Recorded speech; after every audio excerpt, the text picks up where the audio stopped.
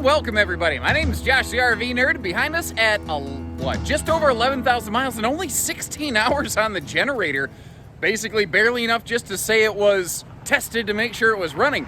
A beautiful triple slide Georgetown with combo washer dryer. If you're not familiar with these, it's not a brand that maybe you've seen on our channels a lot, but they are a really smart class. Like, they give look at it. It's beautiful looking. They have an absolutely stellar eye appeal, a lot of curb appeal. You feel really proud, really sharp driving this thing, but it's really smartly appointed inside. It's never overdone, but everything that is really important, it's all done very nicely. This is a smarter Class A camper right here. Not camper, coach. This is a coach, not a camper.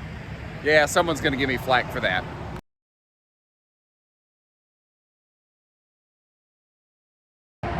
So this is a little bit out of order, not ordinary in the way that I tend to go about my videos. But as I was just about done, one of the last things I usually record is the roof. And as I got up here to record it, I noticed a couple funky things. And this is the kind of stuff that can get people really concerned very quickly. I don't want to drag you along for 20 minutes so that you feel like, oh, there it is. The bomb finally went off. That sucker finally got me. I want to point this stuff out right away so you know what you're getting into. I don't think it's anything that's going to stop you from RVing. I don't think it's anything that's a problem currently. I think that there is some history here on this roof that most people wouldn't have taken the time to point out to you. So doing some RV CSI at just a glance, and again, most people I don't think even show you the roof of an RV, especially a used RV. Like it's like some big mystery they don't want you to know about. The way I look at it, dude, if my money was on the line, I'd want to know about it. So I get up here and I try to show you folks around. At a glance, it looked okay. I started looking at it and it almost looked like maybe there was some unevenness. Now this is a block foam packed laminated aluminum structured roof. Fiberglass roof skin. I can tell you that this RV was stored outdoors. I can tell you that it was stored in the shade and didn't get a lot of breeze because I can see where there's a little bit of just mold spottage that has accumulated on the roof. That doesn't scare me. That's not really anything that hurts the RV. Basically, the roof needs a cleaning. I noticed the darker seals that we're looking at, that's original factory sealant. The light beads, anywhere that you see them, or like around this skylight, that is replacement or a touch-up, extra sealant that has been added to this. And that got me wondering, was that just proactive? Was there a reason for it? And as I started walking around, I found out why. And it's not something I think I could even display on camera. I have to describe it to you, and I hope you appreciate the extra effort here. There's soft spots in this roof. I don't know what. I don't know where. I know that at some point, it appears that there's been a leak in this roof. You certainly can't see it from the inside. I didn't have any awareness of it until I got up here. So I'm glad we took this extra little adventure together. It looks like somebody went over any area that could be a point of concern. And again, I'm certainly not seeing any issues or signatures of it on the inside of the RV. And 2 days ago, we got hit with a nasty tornado here and some severe weather and rain. I feel confident that if it was still actively leaking, we probably would have seen signature of that. But here's the thing. I don't know that. At this location, we don't own these RVs. We're kind of like a real estate agent just displaying a house. We can't do anything to this RV that the owner or a potential buyer doesn't authorize us to do. So like, we have the equipment. We could do what's called a seal tech test on this, where you pressurize the RV from the inside out, you cover it in soapy water, and if there's a void, which is the pretty word for leaks, it'll bubble. You know, it'll make little soapy water bubbles, and it'll blow the air out of the RV. You're not blowing water into it, so it doesn't damage the RV if you do find a void. That being said, I don't see anything up here now that makes me go, that was definitely the problem. That makes me feel good thinking, okay, maybe it's been addressed, but it also makes me wonder, has it been addressed? I don't know. Now, I don't mean to be a fearmonger. I don't want to be a fearmonger. The more afraid somebody is of an RV like this, the less likely we are to do business with you. And we sell these RVs on behalf of their owners. I certainly don't want to harm the owner of this So we're kind of in this interesting middleman position here where I need to do the RV justice on behalf of the owner, but I need to do you, the viewer or potential owner, justice of knowing what you're getting into, because we are a family-owned and operated shop, and we still have our integrity to consider in the matter in between. I think we've accomplished that. I'm going to move on from here. I don't see anything that gives me super reason for concern. If you're like, listen, I really like the coach, but man, that thing has me spooked, give us a call. Let's see if we can arrange a Seal Tech test. And it's kind of like real estate. You say, okay, well, I would buy it under the condition that we find a positive result of that test or something like that. That is something we can do. We got to figure out who's paying for it naturally. But those are things that we can work out potentially. So if it's in the, check out the rest of the video. That's what I'm saying. Watch the rest of the video. There's a lot of really, really good stuff here. Don't get totally spooked off by this. I spent 4 minutes talking about this. Holy cow. And I know we talked a ton about roof stuff, but it's a big deal. It's a potential serious concern. I want to get you in here and show you those areas first and foremost.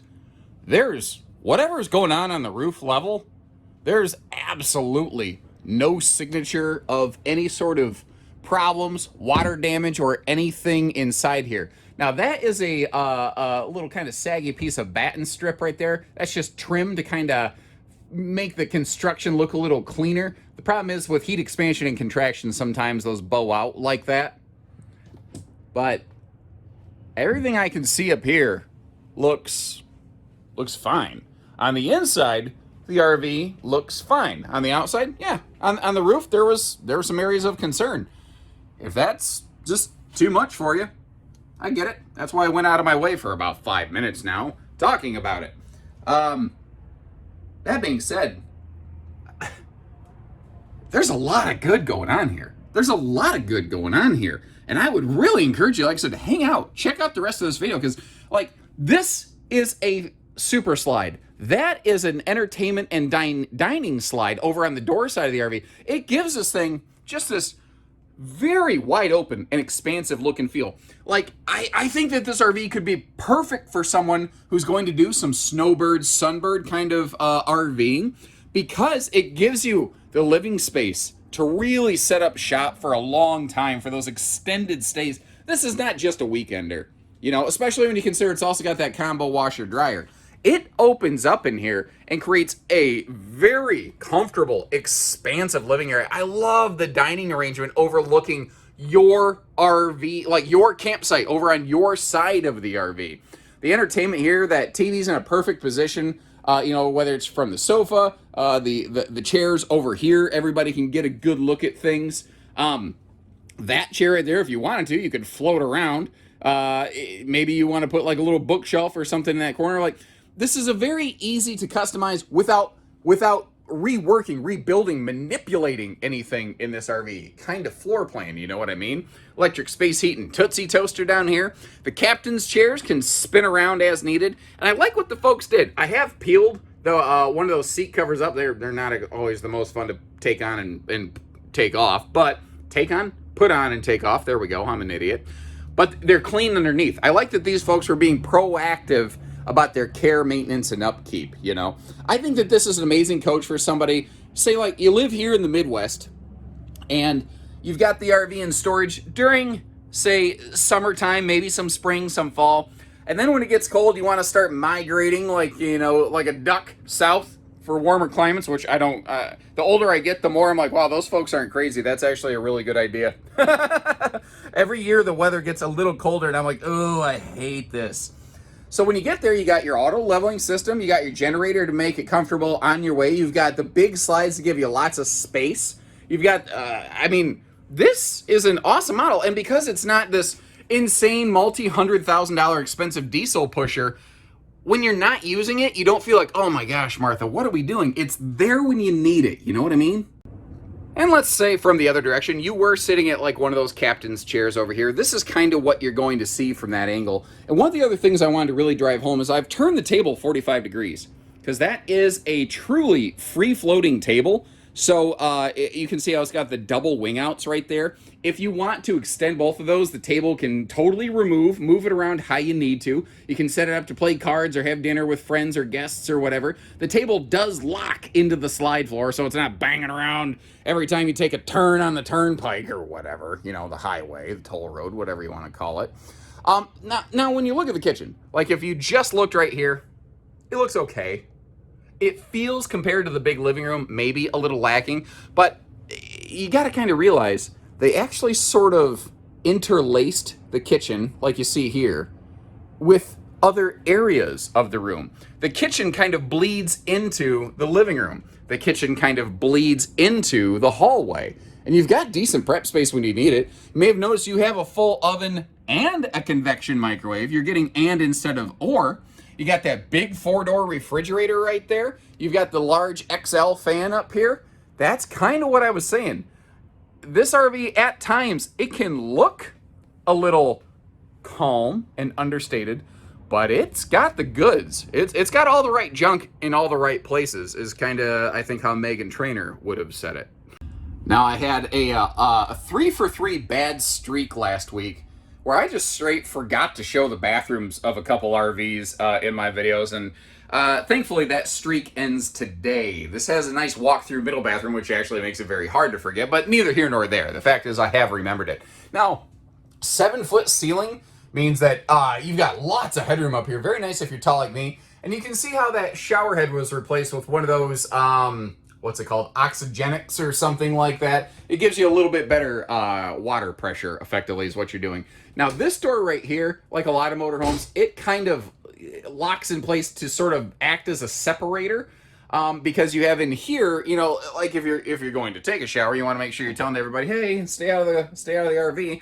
But if you're just traveling or for general pass-through, it has a more closet-style bathroom, like toilet area, which is kind of nice because you can be in here doing your business without necessarily like crippling the rest of the RV. And this is going to sound funny. I really like that they left room for extra toilet paper, where if you're sitting on the stool like I am and you reach over to wherever the toilet paper is in your RV and you go, oh, empty roll, what am I going to do? Well, you can just reach over here and grab your next roll of toilet paper. You don't have to do the uncomfortable waddle to the bathroom linen cabinet. I think you know what I mean. I think we've all unfortunately been there. Or I suppose you could just open the window in the bathroom and be like, yo, I need toilet paper, and announce that to the entire park. Nobody wants to do that. Now over here, this is a Camp Queen bed, which is very common in motorhomes. You theoretically could go up to a true queen, but you're going to have to like have a folding mattress for when this closes. And I'll show you the RV in road mode. Some beautiful eye candy back here. Now, when the RV came in, I think maybe somebody was airing it out a little bit, and these bedside windows were left open.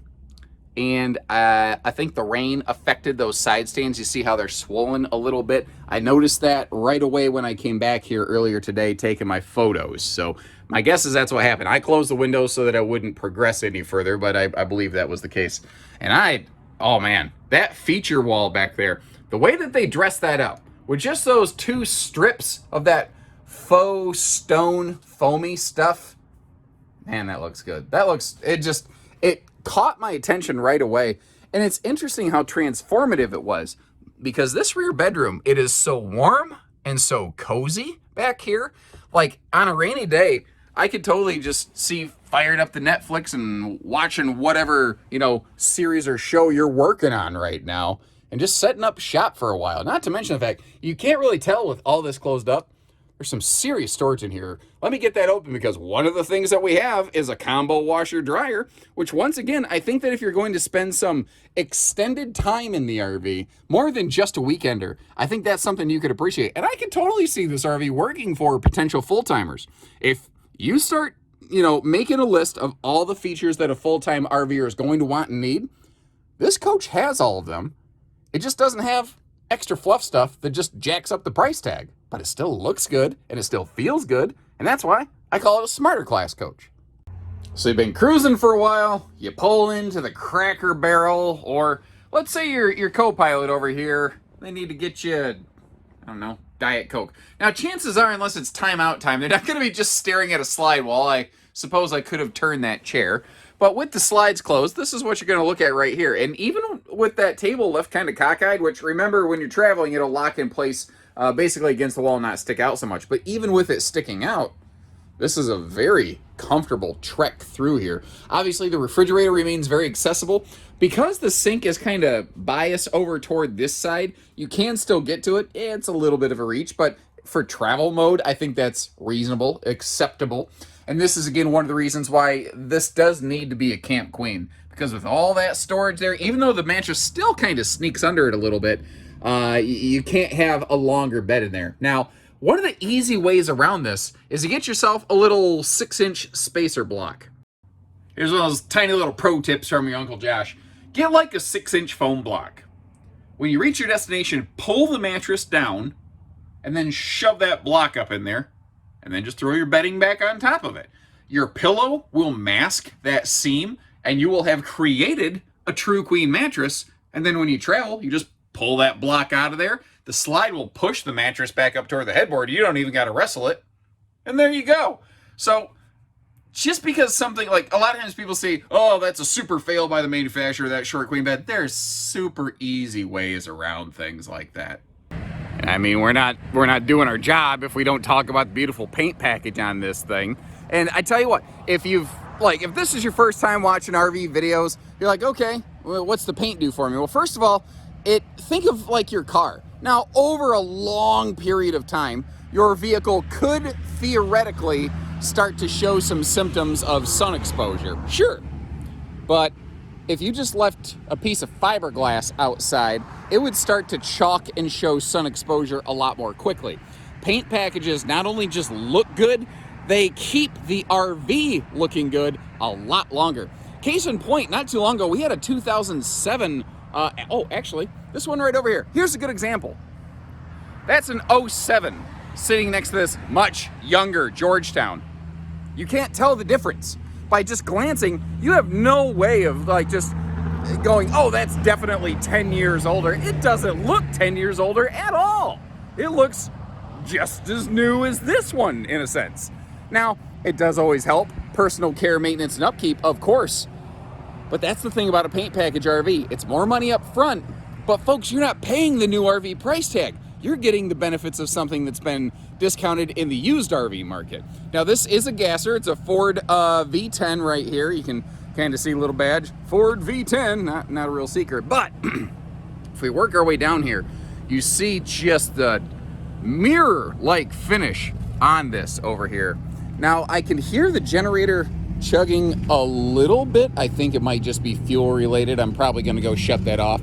Something a lot of people don't realize is that if the coach's fuel cell gets to a quarter tank left, it will actually shut off the generator so that the generator doesn't accidentally suck the fuel cell dry. So I'm going to go shut off that generator just so we're not sucking the fuel cell dry anymore and we have to.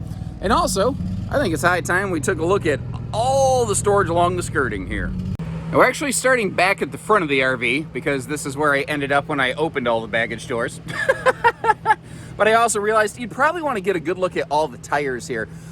They all look good to me. I haven't found any funky wear patterns or irregular weather checking. By the way, this is really interesting to me. You'll see several of these pass-through storage bays. I don't know if they did it on purpose or not, but this RV has one of the most symmetrical outside storage compartment arrangements I think I have ever seen. Usually, on almost any motorhome, what is in the underbelly of the left side versus the right side are drastically different.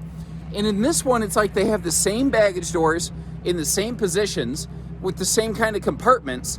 And occasionally, where say just like the propane is located there or the generator back here, there's just a different thing inside the door.